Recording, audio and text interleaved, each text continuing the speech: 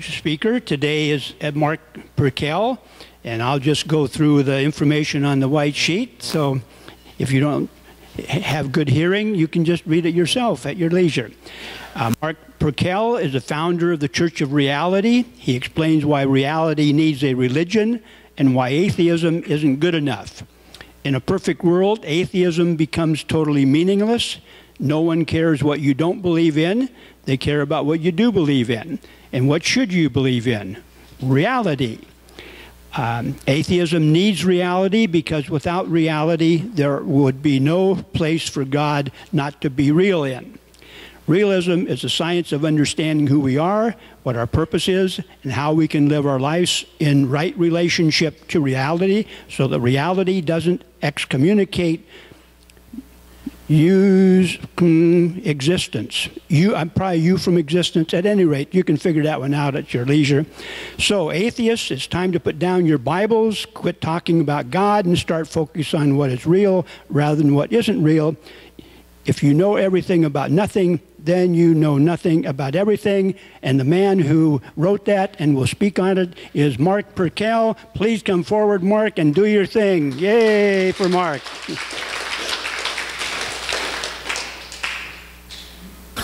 Hello. Yes, it's working. Great. Okay. The first thing I'm going to do is I'm going to play a video from my Church of Reality evangelist, Michael Dowd, Reverend Reality. Michael Dowd is a true Christian evangelist. He went to college in Springfield, Missouri at Evangel College, pastored 3 churches, and eventually he figured out that evolution was real, and he wrote a book called Thank God for Evolution. And then, you know, as that evolved, he sort of figured out that he really needed to focus on reality itself. And like me, you know, I'm totally non-religious, and he's totally religious, but we find ourselves coming to the same place because there's this greater reality that we're all part of, and you know, so we both realize it from different perspectives. The interesting thing about Michael, whose video I'm going to play in a few minutes, is that he has, this is a religious Christian slant on it. He talks about that the true understanding of God, the word God, really means reality. That only when, I know that I myself, I don't like, you know, playing around with definitions and word salad unless it makes sense. And after he explained it, I realized that yes, what he says makes sense. You know, the humans evolved because, you know, we had to continue to understand reality better and better. And in ancient times, they didn't have a word for reality, so they called it God, not even knowing what it is. But, you know, a more accurate definition of the word God is reality. So Michael, you know, comes from a Christian background and uses God language, but when he says the word God, as he explains in the video, he really means reality. So, you know, the style of this is something that a lot of times it causes atheists to cringe. You know, someone like me, sometimes I cringe at some of this too. But when I realize that what he's saying is right, and that then I got to, you know, realize that, well, there's something wrong with my perception if he's actually right. Just like, you know, there's other things where people reveal things about reality that I'm not entirely comfortable with and I don't like. You know, I don't like quantum mechanics. I don't like the non-deterministic universe we live in. I really don't like the speed of light limitation. You know, I mean, that just, Einstein pisses me off, you know. I mean, so taking that into consideration, you know, an atheist audience often, you know, has problems with his style, but when you listen to Michael's message, I'm gonna be building on that message, you know. So I'm gonna play his video now, and you'll hear what inspirational reality sounds like. You know, that reality actually is a religious choice, and that this is what inspirational reality is like. So I'm gonna see if I can start this thing here, and need sound. Let's see. It's probably. I might have to start this again. Just a minute here. So my end here. Fix this. Confidently say that okay. Millions of us around the world, secular and religious alike, agree with. Now, these can be said in religious. let me back this up here. And so I'm trying to articulate what I call 6 main points of agreement that I think I can confidently say that millions of us around the world, secular and religious alike, agree with. Now, these can be said in religious terms, secular terms, or a combination of the two. I'll first say it in using one term of each, a secular term and a religious term, and then I'll show you how you can do it otherwise. So reality, I'll first say it like a mantra or like a creed for me. This is my credo. Reality is my God. Evidence is my scripture. Big history is my creation story. Ecology is my theology. Integrity is my salvation. And ensuring a just and healthy future is my mission. Now to say the same thing in secular terms, reality is my ultimate concern. What I'm suggesting is that there's tens of millions of people that would align, they may have not heard this language exactly, but would align with this sentiment, that reality, as evidentially known and collectively discerned, it should be our ultimate commitment, our ultimate concern. Living in right relationship with reality. So reality is our ultimate concern, or religious reality is our God. Evidence is the primary way reality is revealing itself. And as Ken Wilber points out, there's not one form of evidence. Different disciplines have different criteria for what counts as evidence. And all that needs to be validated. But nonetheless, evidence, including the evidence of our subjective experience, but evidence is what is our best map of reality. It's our best understanding of what's real and what's important. Big history is our creation story, is that the creation story. See, all cultures have had to have a creation story. That helps you know who you're related to, where you came from, where things are going. It's a culture's sacred story. It's their cosmology or their creation myth. And we now have a creation myth that can unite all of humanity because it's the first and only globally produced and evidence-based creation story. There are Christian scientists, Buddhist scientists, atheist scientists, Hindu scientists, New Age scientists that are all contributing to big history. So it's the history of everyone and everything. It's what Brian Swim and Thomas Berry called the universe story, or what Edward O. Wilson called the epic of evolution. So reality is our God, evidence is our scripture, big history is our creation story. And it also lets us know that we're related to everything. We're related to all forms of life. In fact, one of my favorite quotes, Marlon Lavenar is the pastor of the largest Unitarian church in the world, in Tulsa, Oklahoma, believe it or not. And he said, we've all heard some fundamentalist-minded person say, don't tell me I'm related to monkeys. But now that we understand DNA and have cracked its code, we know that we're not just related to monkeys, we're related to zucchini, so let's get over it. So reality is our God, evidence is our scripture, big history is our creation story. Ecology is our theology, that is the science of living in right relationship to nature. To reality. See, sometimes people will say, well, what do you mean by reality? You're saying reality is your God. What do you mean by reality? I like Philip K. Dick's definition. Reality is that which, when you stop believing in it, doesn't go away. So what's fundamentally, undeniably, inescapably real, to live in right relationship to that, is what it's really all about. And again, that's internal and external and social. And so I think there are 3 things that we can confidently say are real, whether we believe in them or not. One is mystery. Not just the realm that we don't know, but the entire realm that we don't even know that we don't know. It doesn't matter whether you believe in mystery or not. Mystery is real. Time is real. Now, sometimes spiritual people sort of bristle at that, but the past is real. I mean, yes, the only place you can experience the past is in the present moment, of course. But nonetheless, 13.8 billion years of creativity made this moment possible. And if you think that's not real, you're deceived. And the future, if you act as if the future is not real, we will condemn the future if we act as if the future is not real. So time, yes, you can't sort of touch it, but nonetheless, time is mysterious, but it's also inescapably real whether we believe in it or not. And nature is real, whether we believe in it or not. Again, our inner nature, our outer nature, our social nature, and our interpretive nature. And interpretation is important, because that's why having a meaningless interpretation is deadly. We know of no culture in the history of humanity that has survived for any length of time without an I-thou relationship to time and nature. Martin Buber, the famous Jewish theologian, wrote a book called I and Thou. And he said, if we treat any person or any aspect of nature as an it, to be used or exploited by us, rather than a thou, to be honored and to be related to in a respectful way, he said the divine is not present, God is not present. And he ultimately said that we will cause our own extinction if we continue to treat nature as an it. So this is a big deal, whether we relate to nature and life and time and mystery as an it. Most of us don't relate to mystery as an it, but we certainly often, our culture, Western society, industrial society, has related to nature as an it.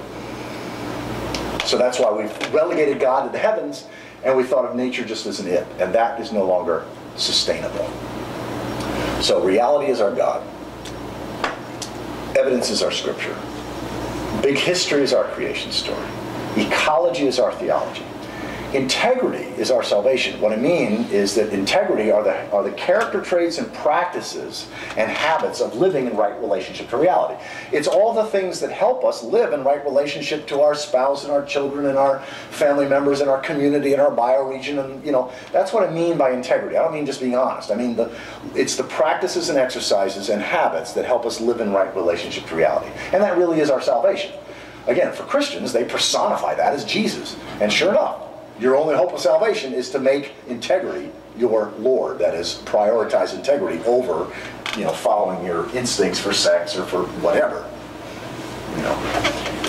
Again, my last TED Talk was all about why we struggle and why we're tempted and all that. It's got nothing to do with our great-great-great-great-grandmother eating an apple. It's got to do with our mismatched instincts.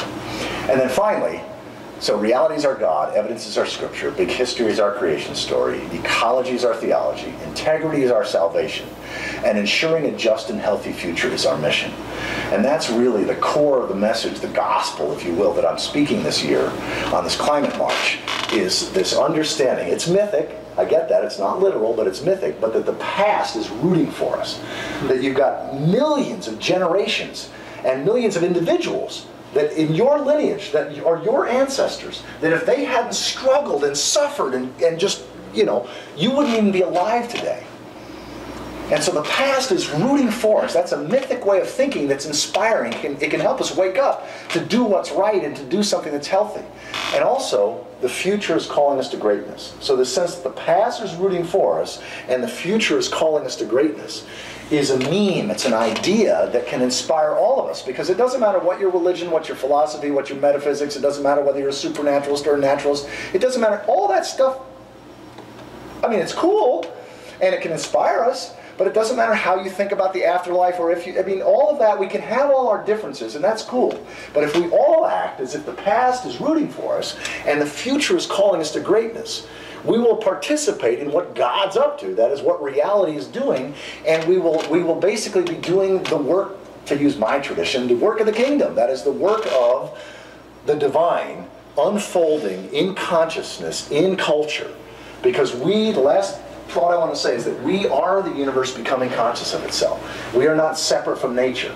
So we've got this trajectory of billions of years of creativity, and we now are the universe, after some 13.8 billion years of creativity, now exploring its own nature. So that's who we are. We are the universe becoming aware of itself. And so that sense of identity with the process it awakens our sacred calling, so that to be of service to the future, there's no more holy task. Because good, bad, great, and evil have always been defined by how we impact others and how that ripples out to the future.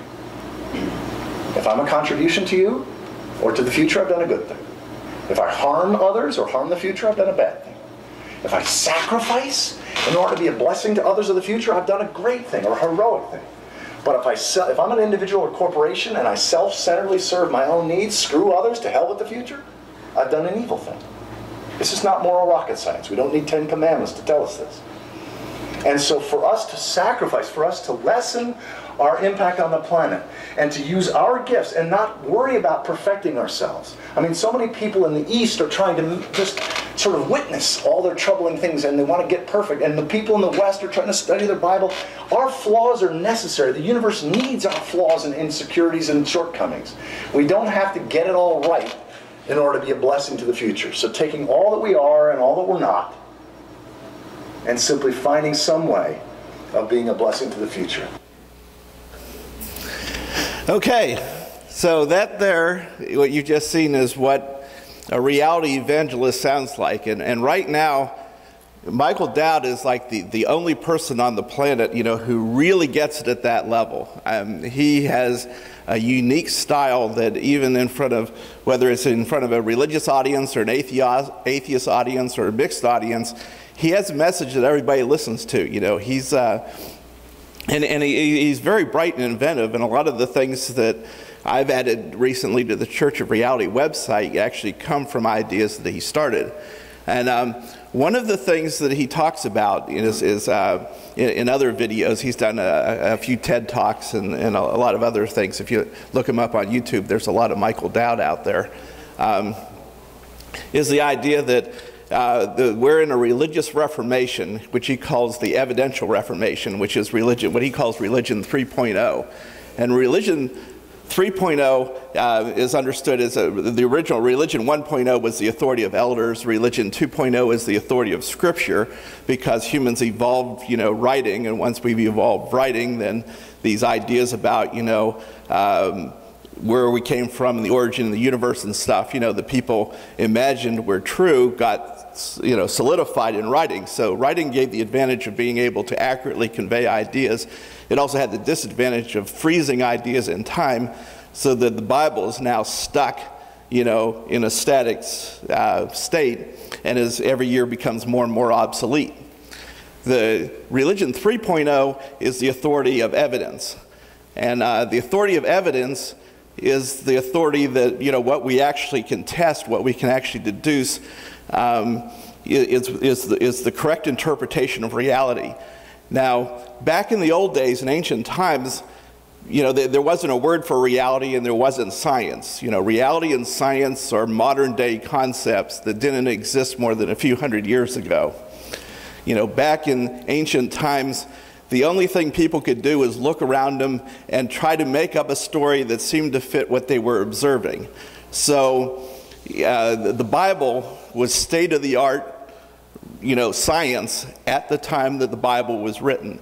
Back then, the concept of thou shalt not kill was a revolutionary idea, because early evolution was all about kill and eat. We went through 3.5 billion years of kill and eat, to get to where we have humans, and the concept of right and wrong and justice and things like that is a human modern day phenomenon that was created by evolution. It was created by our intelligence, and it was created by our network as a society. So this is still a work in progress, and even today in a lot of parts of the world, the idea of thou shalt not kill is an idea that they haven't really grasped, especially, in the Middle East in particular, where life, means virtually nothing, in a lot of cultures there. So you got to look at it as, that atheists tend to look at this and say, well, all religion is a scam. And that's not really an accurate definition. And that all Christians are evil or brainwashed or whatever. It's not that. It's just that they haven't updated. It's like, they're still running Windows 95. They at least have a computer, but it's obsolete. Or they haven't installed the updates on their phone. So this reality as a religion is the logical progression of where religion should go as religion evolves into the future. In other words, everybody has their own God, and as atheists don't believe in God, and they're, the God of Abraham and Isaac, and that God doesn't exist. That God isn't real. That God was a personification of reality. So today, if you use the word God, what does the word God mean, really? Because, we should talk about that, Well, the only thing that God could actually mean that makes sense is if God is reality, because God, is the biggest thing out there. God, there can't be anything bigger than God. So if you have another God that's smaller than God, the God of the Bible, the God of the Quran, the various Hindu gods, those are little gods, because those are all, to the point that anything about it is true, they're all subsets of reality. So as long as you have a God that's different than reality, your God is smaller than my God, and if my God is bigger, my God wins. So the only type of God that could be real, that makes sense, is to say that reality, that God is a personification of reality. Now, when I say that, that doesn't mean that your God is real. I'm not saying God is real. I'm saying your God is really my reality, and if you're not worshiping my reality, you're worshiping the wrong God. And if you're an atheist and you're focused on their God and you're not focused on my God, which is reality, then you too are wrong. You're focused in the wrong place. So one of the things that we have to understand, and there's a lot of language going around that I'm going to use different definitions for a lot of things, and the reason I'm going to do that is not to play word salad with definitions, but to make the point that a lot of these definitions that people talk about are just plain wrong, and they lead you to wrong thinking. I'm talking about definitions used by religion and definitions used by atheists both. And the first thing is that religion is not about God. Religion is not about your relationship with God. Religion is about your relationship to reality. Now, your religion may have a dysfunctional relationship with reality, but it's your relationship to reality because that's what's real. If I were to try to tell you to go somewhere, I says, well, you know, you go south on El Camino and then you make a left down there where the old schoolhouse used to be, you're not going to know where to go. But if I tell you to go down there and make a left where the new fire station is, then you have something real to relate to. So religion is about your relationship to reality. So when atheists say all religion is wrong, they're wrong on that. Because one, you know, religion, you know, at least is an early attempt to understand reality, you know, by primitive people who were doing the best they could at the time they had with it, you know, to do it in. And the second thing is that, as we know, that more than one religion can't be right. Either all religions are wrong, or at best, one religion is right. Well, I'm here to say that there is one religion that's right, and only one religion that's right, and that's the religion that's based on the premise of the Church of Reality is believing in everything that's real. And by definition, believing in everything that's real has got to be the right answer because it's real. Now, we don't know what all is real, so it's really a commitment to putting reality first. So as long as we're committed to put reality first, that means that if I find out I'm wrong, I change my mind about it. So when I hear Michael Dowd as an evangelist tell me, yes, I believe in God, God is reality, and that's the right definition for it. And at first, you know, I bristle, you know, it's like, you know, oh, you don't use the G word, you know, it just makes me cringe, you know. But then when I realize that, yes, that's actually true, what he's saying, then when I realize that what he's saying is true, you know, I have to change my mind, you know, because that actually is if there were such a thing as God, God would have to be reality. If you believe in any other God that's not reality, it's not God, you know, because it's smaller, you know. And all you have to do, the only thing you have to know about God is if God is the biggest thing in the universe, then my definition of reality is right. Now, the cool thing about my definition of God and reality is that when you hear a lot of this religious stuff, if you substitute reality for God, all of a sudden a lot of what they say makes sense. For instance, if I told you that if you don't know God, you shall surely die, well, what's that, you know? That makes you bristle. But if I say to you, if you don't understand reality, you're going to go extinct because if we don't get off this planet, everything goes away and we're going to go extinct. It's like, oh, yeah, we're going to go extinct if we don't get off this planet, you know. In order to get off this planet, we have to understand a lot more about reality than we do today.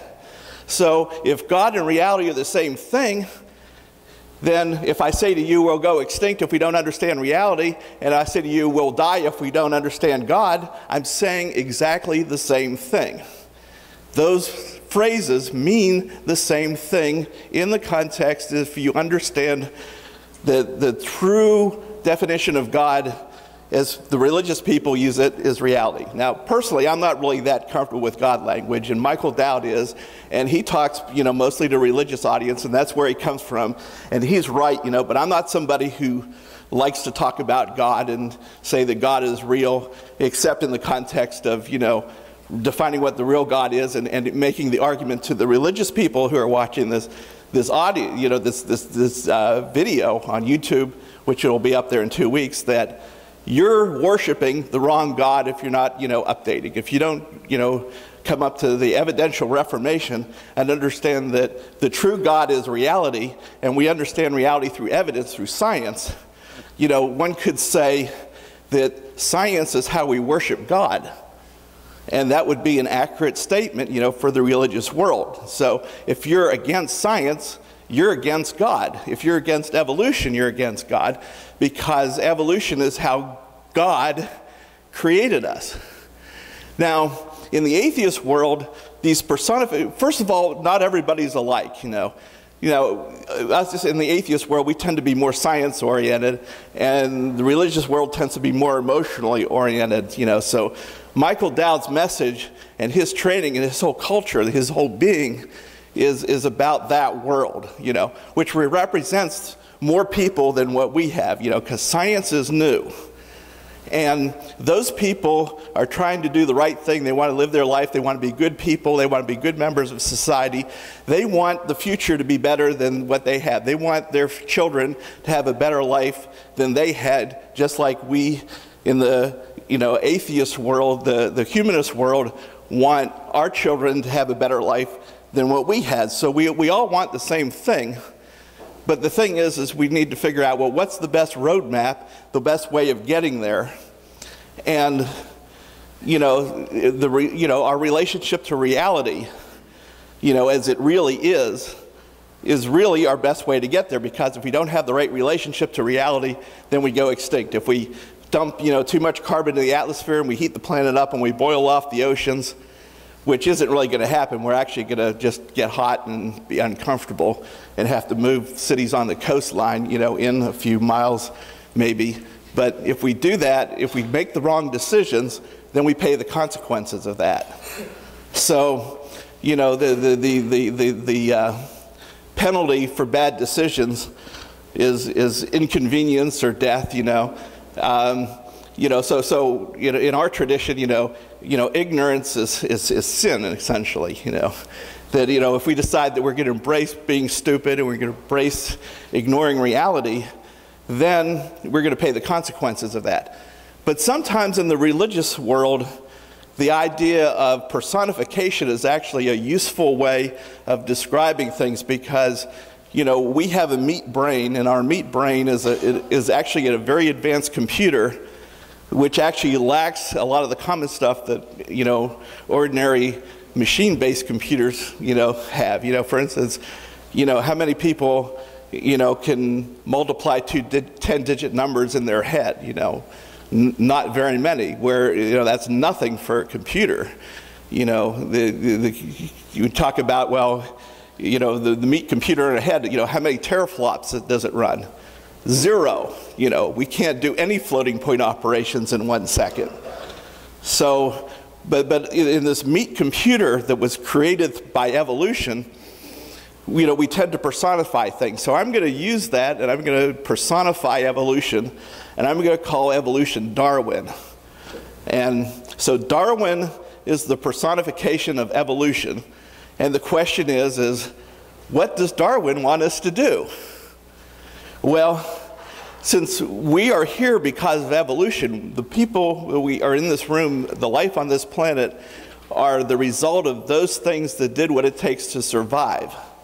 So all our ancestors did the right thing. So since Darwin kills what doesn't survive or makes the mistakes and goes extinct, Darwin wants us to understand reality. And it's actually, when you think about it, it's like this totally makes sense, because if we don't understand reality, we go extinct and we're replaced by something else that understands reality. In other words, if there's another planet out there that has life on it that's similar to life here at the same level of advancement, if they don't understand reality, then Darwin is going to make them go extinct too. So when we look at history, we look at, 65 million years ago, that a big asteroid wiped out the dinosaurs, then that's Darwin's message. What's Darwin trying to tell us? Darwin is saying to us, we better spend a little bit more money on that space program. Otherwise, we're going to suffer the same fate as the dinosaurs, because eventually the big asteroid's going to come, and if we can't push the big asteroid out of the way, we're gone. So same thing with getting off the planet. You know, in 500 million years, the sun is going to be, you know, the sun keeps getting hotter every year, and in 500 million years, the sun's going to be hot enough that it's going to boil off the oceans, and eventually it's going to expand to where, you know, the Earth is going to end up in the center of the sun. So if we don't get off this planet, all life on this Earth is gone. The only chance we have to survive is to get off this planet, and the only way we're going to get off this planet is to live in right relationship with reality, to understand reality, or in the religious terms, worship God, you know, to understand our Creator, so that we can move out into space, other planets, and whatever we have to do in order to survive long term. Now, this isn't something that we have to do this year, but it's something we need to be thinking about, because we got a global warming situation happening. We have a genetic engineering to where we're going to be able to determine what it is we're going to evolve into. And we have the big questions in front of us, you know, about you know, why should humans even live? You know, why are we justified in being here? So, you know, somebody in this group asked me one time, you know, wouldn't the world be better off if humans didn't exist? And the answer is no. And the reason the answer is no is because if humans didn't exist, all life on this planet is doomed. Humans are the only chance that life on this planet has of getting off this planet in time before the sun expands and wipes out all life. So all life up until this point has evolved to create us so that we can get off this planet and continue. If evolution had happened 10% slower on this planet than it did, we wouldn't be here, and this planet would turn into a dead planet. So what we have to do as a society is make the choice: are we going to live or are we going to die? And if we're going to choose life, if we're going to choose to exist, if we're going to choose to evolve and become better and understand the universe, then we have to do the hard work. We have to have the right relationship with reality. Otherwise, we're condemned, you know, to, you know, non-existence. In fact, you know, since we end up in the center of the sun, you know, one could compare that to the Christians' version of hell. You know, except that our hell is hotter than their hell, because our hell is 100 million degrees, and we fuse brimstone into iron, you know, in our hell. On the other hand, if you want eternal life, you know, religion promises you the possibility of living forever. We can do that if we have the right technology, because, you know, we can do things that they used to call miracles. So 20, 30 years from now, they may be able to scan your brain and upload your consciousness to the cloud where you lived it forever, you know. Think about it. You die, you're uploaded to the cloud where you live forever. What does that sound like? It sounds like their heaven, except that our heaven is plausible. And if we put our resources into science, we can make that happen. You know, everybody talks about global warming. Oh, global warming is a big catastrophe. It's going to wipe us out, you know. Well, global warming probably isn't going to wipe us out, but it's going to make things damn inconvenient for us. But we can do something about global warming, quite frankly. If we developed a battery that was 10 times better than the lithium-ion batteries we have today, global warming goes away. Because energy storage is the only thing that stops us from getting off gasoline and oil and coal. If we can store energy efficiently and cheaply, we can get rid of those things and go 100% solar. There's plenty of solar out there. The only thing is that the sun doesn't shine at night. We have to be able to store it. You know, everybody would have an electric car if you could drive 1,000 miles on a charge. You know, we would have electric jets, airplanes that could fly faster and further than kerosene-powered jets today, because an electric jet can fly at a higher altitude than a carbon-based fuel jet, because it doesn't depend on oxygen to burn fuel. So we wouldn't be limited, you know, to 40,000 feet. We could go up at 60,000 feet, you know, and go many times faster than the speed of sound up there where the air is really, really thin and there's very little friction. There's all kinds of things that we could do if we prioritize our resources and put our resources into science rather than stupid stuff. If we took the money that the Republicans wasted on a political stunt in shutting down the government, which was $25 billion, and gave that money to Elon Musk to develop battery and supercapacitor technology, global warming would go away. So the reason that we have to have religion, a reality-based religion, is because we have to answer the questions that need to be answered. So atheism is a problem because atheism uses the wrong language. Atheism is about God. It's not only about God, but it's about the wrong God. So nobody cares what you don't believe in. Religious people do not care what you don't believe in. The right solution is to substitute religion with the right kind of religion, which is a reality-based religion that answers the big questions of who we are, where we came from, where we're going, and why we should do what we need to do. So, you know, Christianity is wrong. Atheism is actually more wrong than Christianity, because if I were a teacher and I had an atheist student and a Christian student, and I said, you know, where does morality come from? And the Christian student gave me an answer of the Bible, and their answer is wrong, and the atheist student left it blank, the Christian student would get a higher score because they at least tried to answer the question, and even though they got some things wrong, they're at least trying to get the answer right. Atheism, which is against all religion, and atheists tend to bristle at the word religion, is even more wrong because they're ignoring, their back is turned toward reality too, because atheists need reality, because without reality, there wouldn't be any place for God not to be real in. So we need to change the language to take God out of the center of the religious discussion and understand that religion is not about God. Religion is about your relationship to reality. And if there is a one true religion and you don't believe in any religion, you're just as wrong as the religion that believes in the wrong religion. And the thing about it is, you know, just like other religions, is if you don't believe in my religion, my reality-based religion, if you turn your back on reality, you die. You go extinct. You know, we only have one path. Just like, you know, these other things. They say, well, there's only one path, you know. Where they're right about there's only one path, it's just that they have the wrong path. My path is the right path because my path is reality, reality itself. You know, and people, you know, are in religions because they seek the truth, you know. Well, what is the truth? Well, there is no higher truth than reality. If you believe in something other than reality, then what you believe isn't true. So if you're in the religious audience and you're listening to this, and you have to ask yourself the question, you know, do I want to end up on my deathbed looking back at my life and saying that my life was for nothing, you know, that I lived my entire life with my back turned to reality?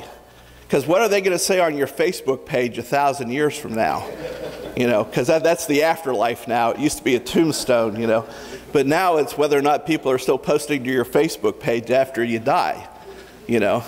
So the same thing with atheism is that if you spend all your time, because a lot of atheists are people who had a bad experience with religion, and it's a lot like stalking your ex-wife. You know, it's you know, they're pissed off, they want to hurt these people, but they're so scared of anything that says anything like about religion, is that if you say, you know, the G word, you know, or the C word, you know, church, their brains turn off instantly and they don't hear anything beyond that, you know. Sam Harris has got that problem because, you know, he wrote a book, you know, that you have no free will. And Sam Harris is just plain dead wrong about that, you know. He's absolutely dead wrong. He thinks it's a deterministic universe. Science has proved that it's a non-deterministic universe. But even whether it's deterministic or not deterministic, Sam Harris, you know, thinks, you know, wrote an entire book that you have no free will. I'm actually a connoisseur of the free will. And one of the differences between me and Sam Harris is when he does a speech, he reads from notes, you know, which would make him tend to believe in a deterministic universe, you know. I don't use notes, so anything that I say, you know, who knows where it's going to go? You know, I'm kind of making this up on the fly. And actually free will, first of all, nobody really understands what free will is because we don't have the technology yet to understand what free will is. But free will is actually a software phenomenon, and that maybe in 20 years as software continues to develop and we develop artificial intelligence, then we'll understand what free will is. But until then, it's kind of one of those things like free will is kind of like porn, you know it when you see it. And the reason I think I have free will is because if I didn't have free will, would I be talking about things like how to think outside the box? Would I be worried about whether or not I have free will if I was in a deterministic universe? I don't think so. I think the kind of language we use, you know, when we talk about free will and we think about our free will is, you know, essentially recursive enough, you know, that there's a phenomenon going out there that the thing that makes me me and my identity is an act of, you know, free will and consciousness. And I think that, you know, but my point with Sam Harris and Richard Dawkins and Hitchens, not so much Michael or Daniel Dennett, you know, he sort of gets it, you know, but these people are so scared of religion that anything you say that's good about religion is going to, you know, just, you know, bother the hell out of them, you know, and because of that, they're actually keeping atheists away from reality. They're taking up, you know, too much mental space, you know, focused on what isn't real, and they're a distraction from what is real. So I'm saying that there is a real religion out there. There's one true religion, and that we better get on board with it. And whether you're an atheist or a theist, there's you know, the religion 3.0 is the upgrade path from atheism, and it's the upgrade path from all religions, because it's the evidential reformation, and that we should, you know, be embracing it. So I'm running low on time here, so I was going to leave 25 minutes for discussion. I'm down to 20, so I'm going to cut it off here, and we're going to start the discussion. I'm sure that you probably have a lot of questions because I said a lot of controversial things.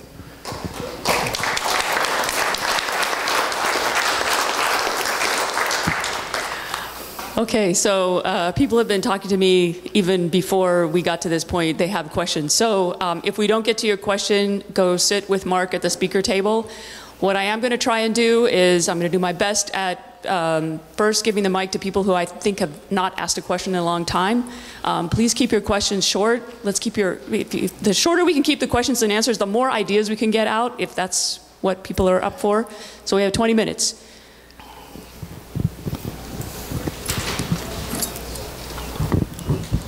Mark, I have looked forward to this talk for so long, and I want to say actually 3 points. And I'm surprised to find where I'm standing here right now, because I think, first of all, you underestimate atheists. They are a little different. Your list doesn't have a single thing on there that I don't believe in. And I just want to say that I was worried about that our brain might be limited. Upgrading, I like your idea. Yeah. Space travel, I thought it was cowardly to leave this planet until we knew how to fix it. That's another arc, taking the web of life with us. And you're right, sooner or later, we are going to have to leave. And the other thing I believe in is lifelong learning, and that's upgrading too. Yes. So I think you made me a convert, sir. Well, that's good. And the thing about, you know, moving out into space and making decisions like that and genetic engineering and these stuff is that we need to figure out an objective way to determine what is the right thing to do. You know, are we going to evolve into machines? There's a lot of science fiction, you know, where that doesn't work out so well, you know, and one of these days the machines may, you know, ask us, why are you still here? And we should think about that before the machines get to that point. And in 10 years, the average desktop computer is going to be smarter than the average person. In 30 years after that, 32 years after that, the average computer is going to be smarter than the sum total of all humans on the planet. So we need to figure out, you know, how we're going to, you know, expand into the future, and we need principles that we can go by to answer those big questions, and those are religious questions, and we need to answer those religious questions. By the way, I spoke to Sam Harris before this talk, and he told me that you were going to tell us all he was dead wrong. So, anyway, sorry, I'm joking. So I like 95% of what you're saying. I love it all, except for one concern, one question. The concern is that guy said, we are the universe becoming self-aware of itself. That is, we self-aware consciousness, or the universe becoming self-aware consciousness. Well, if you look at the term universe in that statement, I would argue that the concept of the universe being one thing only exists within self-aware consciousness. So, don't know if you can follow me while I'm talking here, but so, you know, one could equally say a flower is the universe becoming a flower itself. The moon is the universe becoming a moon of itself. A gold atom is the universe becoming a gold atom of itself. You see my point. There's billions of different forms in the universe.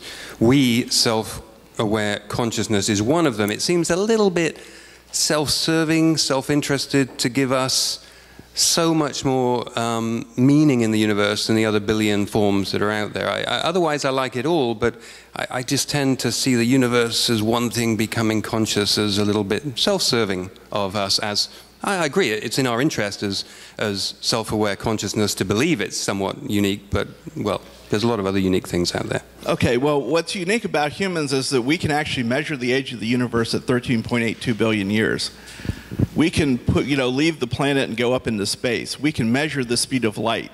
So we have developed an intelligence, at a level to understand the universe that a cat, a dog, a flower, and nothing else on this planet has ever done before. So our awareness of the universe is far, far, far greater than anything on this planet. And depending on what's on other planets, there's a possibility that we may be the only spot in the universe, we're the only spot that we know of, where the universe is aware of itself through us. And it's not even individually through us, but it's us collectively. Humanity collectively understands an awareness of the universe, that the Hubble telescope is our common eye that looks back at the beginning of time. And I think that that's valuable. We're just at the beginning. We're like a newborn baby that just found its toes, and that we should at least, when it comes to meaning of life questions, we should at least continue to exist and evolve long enough to answer the question of why are we here? Do we have a purpose in life? And I think that evolution created us, and we're on a trajectory, and we should stay the course. Next. If you would like to read an article that's the same as this forum, it's on Wikipedia under the word Atheism. Question: what can we do to make people actually be interested in the survival of the human race? As far as I see, people care about their children. They care less about their grandchildren. And many generations later, everybody has regressed to the norm. So what can you do to get people to actually live like they care about future generations? Well, that's an interesting question that I would like to have the answer to, and somehow I feel like, maybe that this idea of reality-based religion will catch on, and people will, I think people don't appreciate existence, that we are so lucky to even be here. When you look out at the universe, as an extremely violent place, and that I think that life in the universe is much more rare than, people would like to admit, because the things that happened on this planet that allows us to be here, was just so extraordinarily lucky that if we had some type of an appreciation for, who we are and how we got here, if we could even see what life was like, if we could go back in time and see what life was like 300 years ago, the people would be shocked, to see the difference, And one of the problems is that our lifespan is so short that we don't have the perception of deep time, the way we would now. Now, in 100 years from now, we're going to have a bigger perception of deep time because we have the ability to record time on video so people can see what happened, years ago, back to when video started. And as we go forward, we're going to have a bigger deep time perspective. But I think that people don't understand appreciate how lucky we are to be here, and that they think that things just go on naturally when we're just plain lucky, and that we should take that seriously. We should take our existence seriously. We should have appreciation for who we are and how we got here and where we're going. Next. It would seem that religions have always attributed their teachings to their version of reality.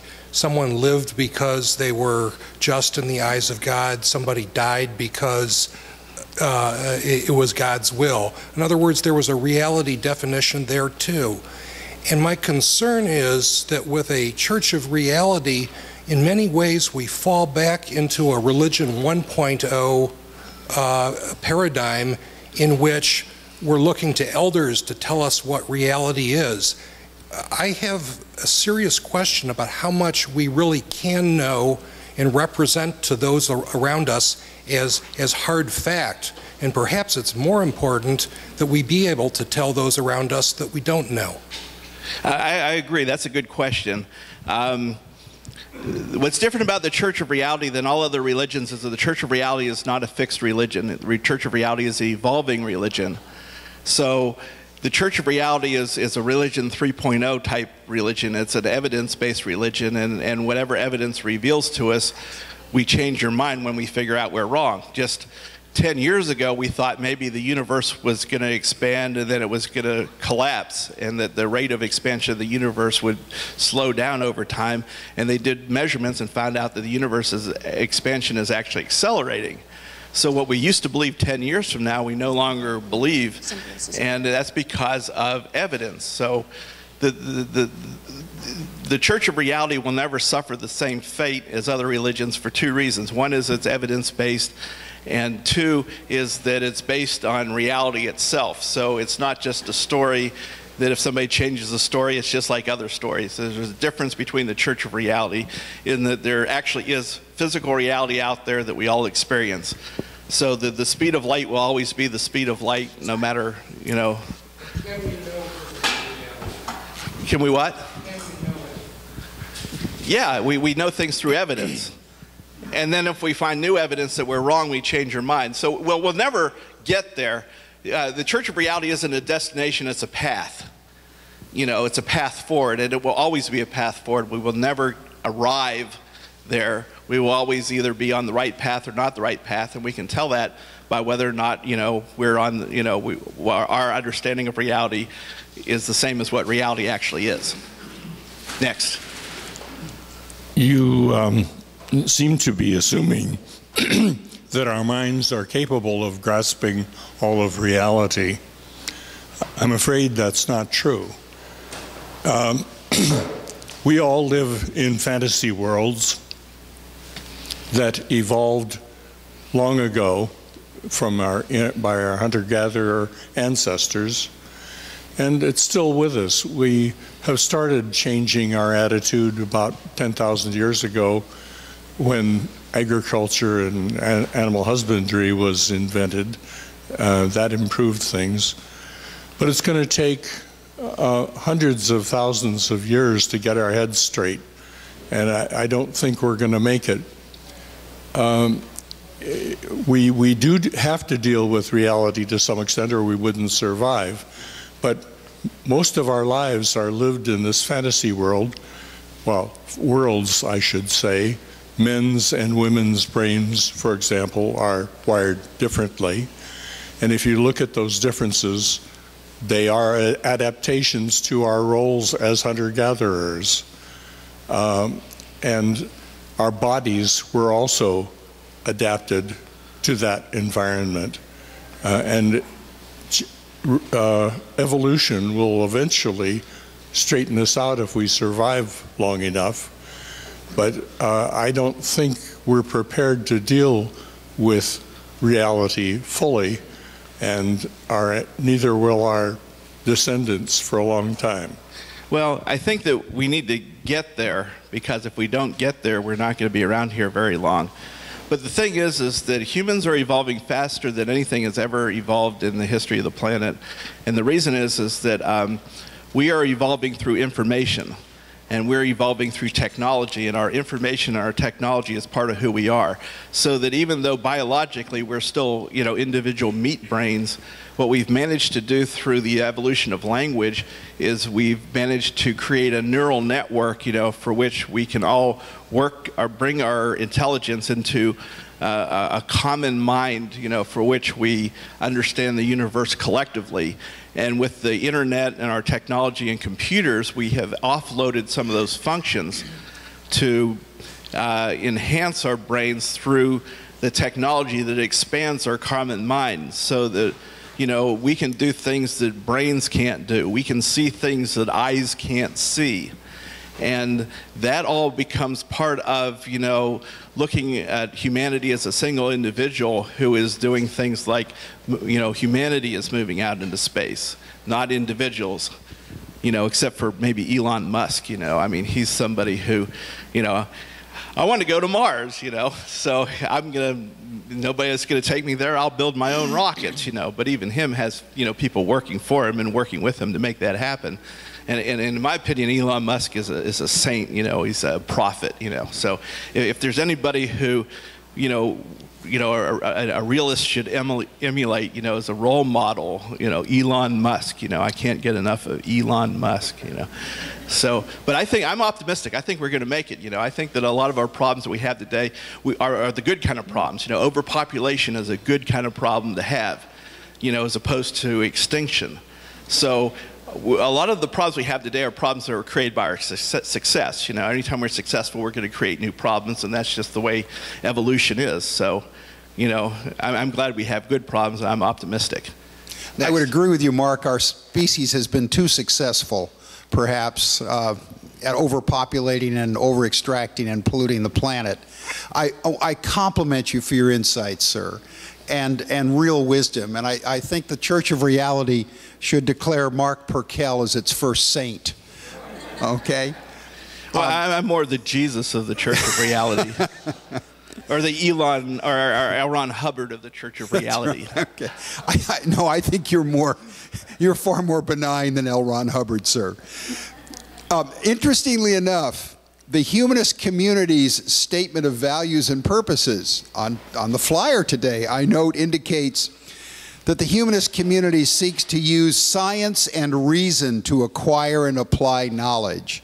And Mark, you certainly have suggested that be perhaps our new direction for the species. I'm not as optimistic as you are. I think the odds are 50-50 that we're going to have the IQ evolution. We're going to have a constant ethics, because I haven't heard you mention the ethical requirements that we individually and collectively decide that we value the future, sir. I compliment you for where we may get.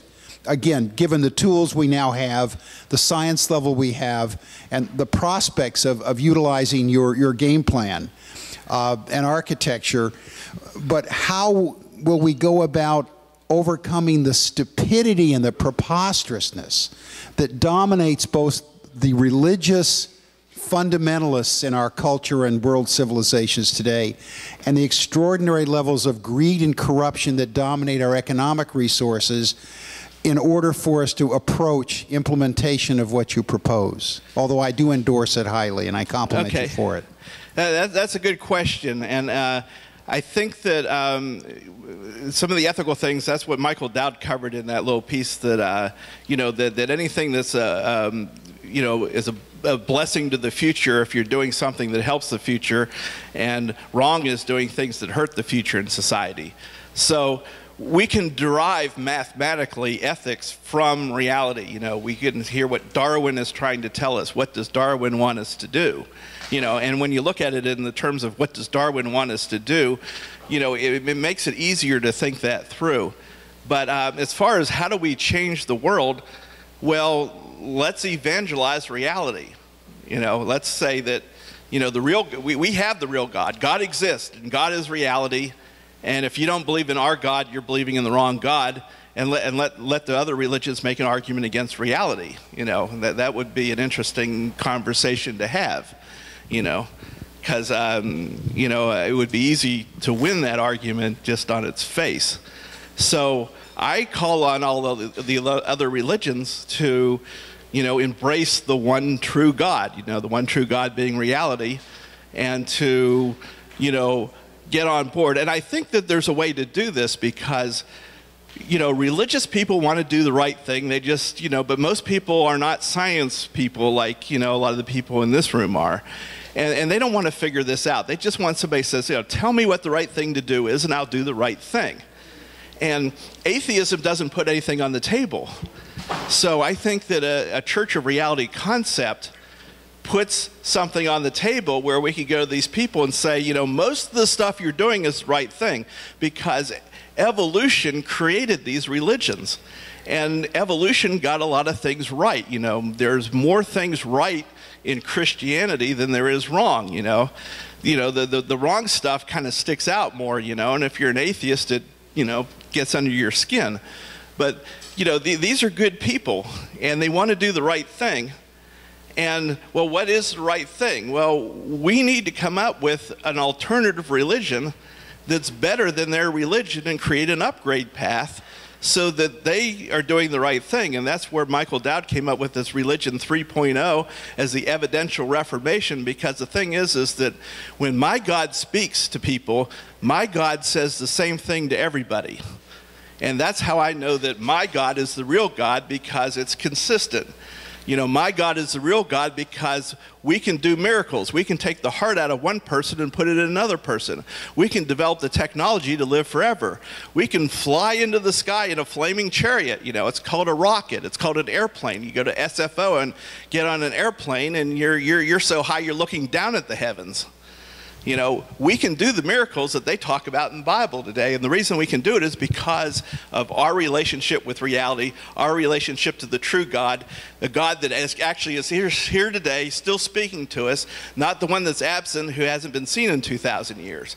So I challenge the religious world to embrace the real God, and I'll tell the religious world is if I'm wrong, I'll change my mind, as long as you will change your mind if you're wrong. And I say to the atheist world the same thing, you know, that, you know, believing in something is better than believing in nothing, and that you need to get your heads out of the Bible and quit and embrace something. And if possible, you know, I don't know what the dinner thing is, but I'd like to run a little longer because there are a lot of people with questions here.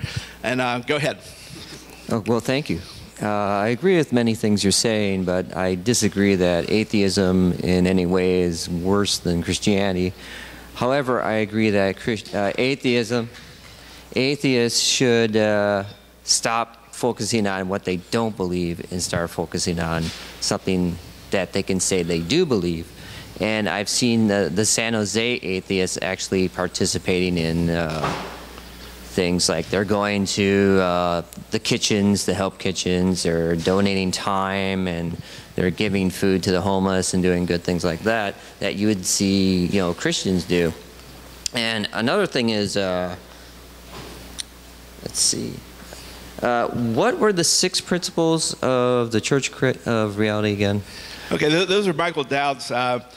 Reality is, I'll try to see if I can do it from memory. Reality is my God, evidence is my scripture, big history is my creation story.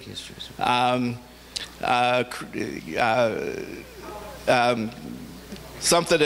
is my theology. Integrity is my salvation. And having a just and healthy future is my mission. Okay, so, thank you much. And that works, you know, and that's something I think that everybody can agree on. I agree with Michael Dowd on that. Next.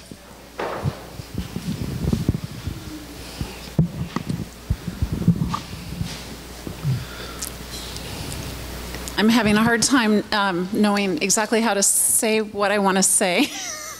But I'll start with just saying that I do agree with most of what you're saying. What keeps coming to mind is that every religion says theirs is right and everyone else is wrong, or most do. Right. And I'm hearing that from you, and I'm wondering if that's part of the overall Church of Reality platform, or if that's the way that you present it, and also wondering whether there's maybe a more positive way to have people follow, as opposed to kind of creating that division. Right. Well, first of all, there's no followers, there's just explorers. So, yes, the Church of Reality is right and everybody else is wrong. We do have that in common with everybody else. The difference between it, where I back this up, is that the Church of Reality is based on the pursuit of reality as it actually is. If we don't do that, then we're just as wrong as everybody else. But there is a reality out there, and there is one true religion.